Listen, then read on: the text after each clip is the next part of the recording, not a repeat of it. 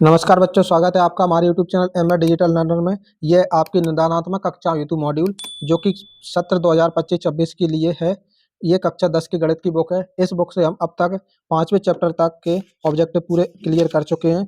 इस बुक से हम अब तक वास्तविक संख्या, बहुपद, दो चर वाले रैखिक समीकरण, द्विघात समीकरण, समांतर श्रेणी यानी 5वें चैप्टर तक के सभी ऑब्जेक्टिव्स सॉल्यूशन के साथ पूरे कर चुके हैं। पिछली वीडियो में आप देख सकते हैं, डिस्क्रिप्शन में इसकी लिंक मिल जाएगी। आज की हम वीडियो में बात करेंगे त्रिभुज। त्रिभुज के सभी ऑब्जेक्टिव्स देखेंगे, इसके सभी प्रमेय देखेंगे, जो कि आपके बोर्ड एग्जाम के लिए काफ़ी हेल्पफुल रहेंगी।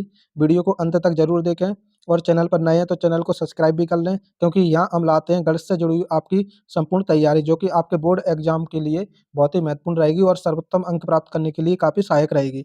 चलिए हम देखते हैं 6वें चैप्टर के सभी ऑब्जेक्टिव्स, जिसका नाम है त्रिभुज। यह आपके अध्याय है जिसका नाम है त्रिभुज, ट्रायंगल। इसके बारे में सभी आप ऑब्जेक्टिव देखेंगे। पहला प्रश्न है, सही विकल्प चुनिए में।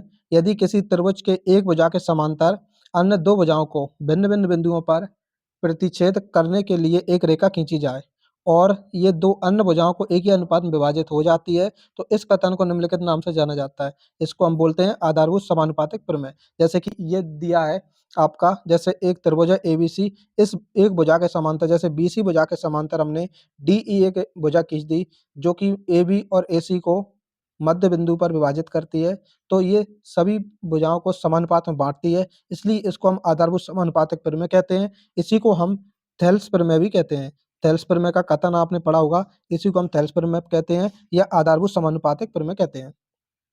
दूसरा प्रश्न है, यदि किसी त्रिभुज एबीसी में डीई समांतर है एबी के और सीडी बराबर 3 सेंटीमीटर, ईसी बराबर 4 सेंटीमीटर, पीई बराबर 6 सेंटीमीटर, तब डीई होगा। तो ये हमने चित्र बना लिया। एबीसी एक त्रिभुज है जिसमें एबी के समांतर डीई एक भुजा ले ली हमने, और इसमें जो दिए हैं कि एसी बराबर 4, बीई बराबर 6 और सीडी बराबर 3। इसको जब हम समानुपात में बांटेंगे, यानी हम सॉल्व करते हैं, सीई बटे ईबी बराबर सी डी बटे ए डी, तो हमारे पास ए सी का मान कितना है 4, और बी ई का मान कितना है, बी ई या ई बी का मान हमारा कितना है 6, सी डी का मान हमारे पास है 3, तो ए डी का मान हमें बताना है। तो इसको हम जब त्रियक करेंगे या इसको काट लें, 2 एकम 2, 2 तियन 6, तो ये कितना आएगा, 3 तिया 9/2। ए डी का मान हमारा 9/2, या इसका जब भाग देंगे तो ए डी बराबर हमारा आएगा 4.5, जो कि आपके प्रश्न क्रमांक 2 का सी ऑप्शन सही होगा। इसी तरह तीसरा प्रश्न हमारा दिया है, किसी त्रिभुज एबीसी में डीई समांतर है बीसी के, अब एडी बराबर एक्स, बीडी बराबर एक्स माइनस 2, ई बराबर एक्स प्लस 2 और ईसी बराबर ये दिया है, तब एक्स का मान होगा। तो इसको हम कैसे सॉल्व करेंगे, इसको हम यही सॉल्व करते हैं। पहले हम इसको समानुपात में बांटेंगे, यानी ए डी बटे बी डी बराबर ए ई बटे ई सी। जब ए डी का मान हमारा एक्स है, बी डी का मान हमारा एक्स माइनस 2 है और ई का मान हमारा एक्स प्लस 2 है और ई सी का मान हमारा एक्स माइनस 1 है। जब हम इसको त्रियक गुणा द्वारा सॉल्व करेंगे तब आपका मान निकलेगा।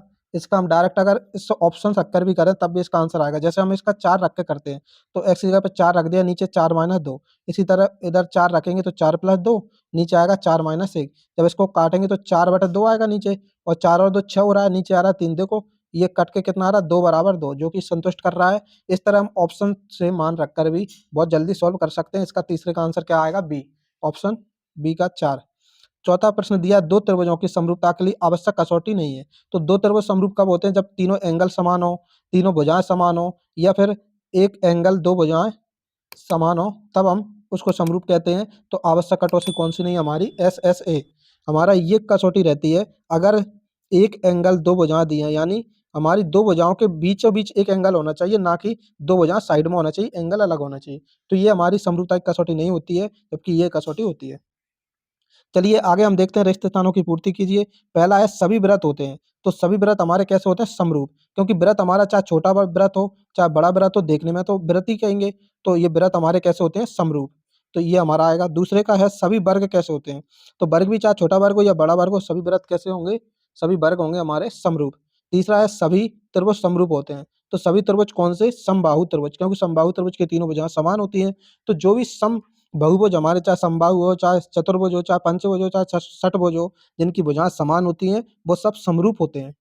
चौथा है, दो समान कोणिक त्रिभुजों में उनकी संगत भुजाओं का अनुपात सदैव कैसा होता है। तो संगत भुजाएं हमेशा समान होती हैं, क्योंकि हमने ये प्रमेय भी पढ़ी है। इसको हम छोटा सा बता देते हैं, ये हमने प्रमेय पढ़ी है कि जब दो भुजाएं जैसे ए बी और ए सी समान है तो उन भुजाओं के सामने का कोण, जैसे ए सी के सामने कोण हमारा बी बन रहा है और ए बी के सामने कोण हमारा सी बन रहा है, कोण सी। तो जब दो भुजाएं समान होती हैं तो उनके सम्मुख कोण हमेशा समान होते हैं या समान कोणिक होते हैं। जब समान कोणिक होते हैं तो उनकी सम्मुख भुजाएं भी समान होती हैं। तो ये एक प्रमेय होती है, जब भुजाएं समान होती हैं तो कोण समान, या कोण समान होते हैं जब भुजाएं समान। ये दोनों तरफ से हमारा ये प्रमेय सत्यापित होती है। आगे हम देखेंगे प्रश्न क्रमांक 5, यदि एक रेखा किसी त्रिभुज की दो भुजाओं को एक ही अनुपात में विभाजित करे तो वह तीसरी भुजा के कैसी होती है? समांतर होती है। तो ये हमने तैलस्पर में भी पढ़ा था कि जैसे एक रेखा त्रिभुज है, अगर त्रिभुज में कोई भी दो भुजाओं को एक रेखा काट रही है, जैसे मैं इधर से काटता हूँ तो ये भुजा इसके समांतर बन रही है। ये चलो मैं एक और त्रिभुज बना के इस भुजा को अगर इधर से दो भुजाओं से काटता हूँ तो इस भुजा के समांतर बन रही है। तो जब भी दो भुजाओं को आपस में एक रेखा काटती है तो अन्य तीसरी भुजा को वह समांतर रूप में समांतर बन जाती है। छठवां है हमारा, सभी समबाहु त्रिभुज सदैव कैसे होते हैं? तो समबाहु त्रिभुज हमारे कैसे होते हैं? समरूप, जो कि अभी हम देख चुके हैं। प्रश्न क्रमांक 3 पर हम देखेंगे सत्ता सत्य। अभी तक वीडियो कैसी लगी? वीडियो को लाइक जरूर करें और अपने दोस्तों तक भी शेयर करें, क्योंकि ये बोर्ड एग्जाम के लिए काफ़ी हेल्पफुल ऑब्जेक्टिव हैं। और अपनी बुक्स को साथ में लेकर जरूर बैठें, क्योंकि इससे आप अपने ऑब्जेक्टिव्स बुक्स में भरते रहेंगे, जिससे रिवीजन भी होगा। और अगर एक बार रिवीजन अच्छे से कर लेंगे तो काफ़ी इसमें से 1-2 नंबर के आपके इस चैप्टर से ऑब्जेक्टिव पूछे जाएंगे। पूरे आपके गणित में 30 नंबर के ऑब्जेक्टिव पूछे जाते हैं, जो कि रेमेडियल बुक से ही आपको 100% ऑब्जेक्टिव मिल जाएंगे। इसलिए रेमेडियल बुक के प्रत्येक वीडियो को देखकर सभी ऑब्जेक्टिव अच्छे से रिवीजन जरूर कर लें। चलिए आगे हम देखते हैं सत्ता सत्य। सत्ता सत्य में पहला प्रश्न है कि दो त्रिभुजों में संगत कोण बराबर हैं और उनकी संगत भुजाएं भी एक अनुपात में है, यानी समानुपात में है, और इसलिए ये त्रिभुज कैसे होंगे? समरूप। तो ये सत्य है, यानी इसके संगत कोण बराबर हो और उनकी संगत भुजाएं समानुपात में हो, तब वह हमारे समरूप त्रिभुज होते हैं। दूसरा प्रश्न है, यदि एक त्रिभुज के दो कोण एक अन्य त्रिभुज के क्रमशः दो कोणों के बराबर हो तो त्रिभुज समरूप होते हैं। यानी एक त्रिभुज के दो कोण अन्य त्रिभुज के दो कोणों के बराबर हो तो वह समरूप होते हैं, ये सत्य है। जैसे एक त्रिभुज है, जैसे ए बी सी, और एक त्रिभुज है हमारा डी ई एफ। अगर इसके दो कोण ले लें, अगर कोण ए हमारा कोण डी के बराबर है और कोण बी हमारा कोण ई के बराबर है, तो ऑटोमेटिक जब तीसरा कोण होगा वह भी बराबर हो ही जाएगा, और एंगल एंगल एंगल की समरूपता से हम इसको समरूप त्रिभुज कहेंगे। तीसरा है, सभी त्रिभुज सर्वांग सम होते हैं। तो सभी त्रिभुज हमारे कैसे सर्वांग सम? ये असत्य है।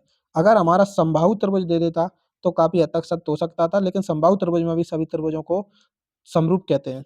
सभी सर्वांग सम त्रिभुज समरूप होते हैं, तो ये हमारा सत्य है। सभी सर्वांग सम आकृतियां हमारी समरूप हो सकती है, लेकिन समरूप आकृतियां सर्वांग सम नहीं होती हैं।